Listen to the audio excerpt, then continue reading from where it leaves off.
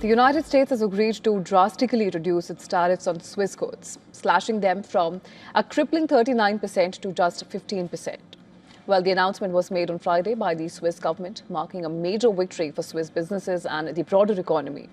The deal comes after months of tense trade discussions and is expected to bring relief to industries hard hit by the higher tariffs.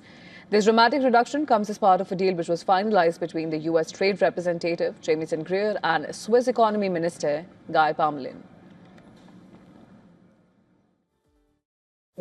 Today, I can announce that Switzerland and the United States have reached common ground regarding additional tariffs, thanks in particular to the new momentum created by the U.S. President's commitment. This represents an important step for our exporting companies and for the stability of our trade relations.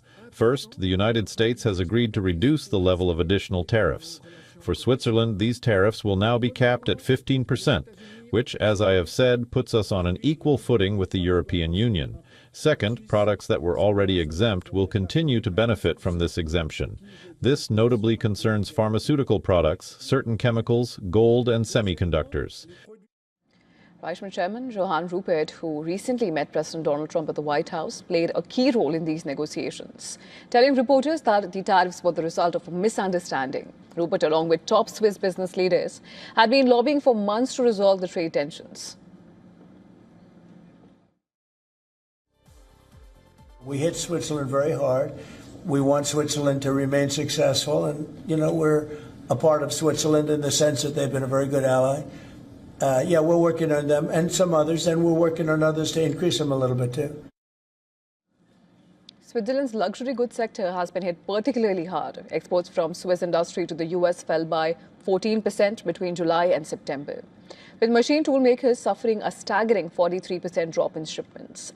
The 39% tariff had been especially damaging for high-end Swiss goods, from watches to machinery, which make up a large portion of the country's exports to the United States. Now, a reduction to 15% is seen as critical in stabilizing these industries and preventing further job losses.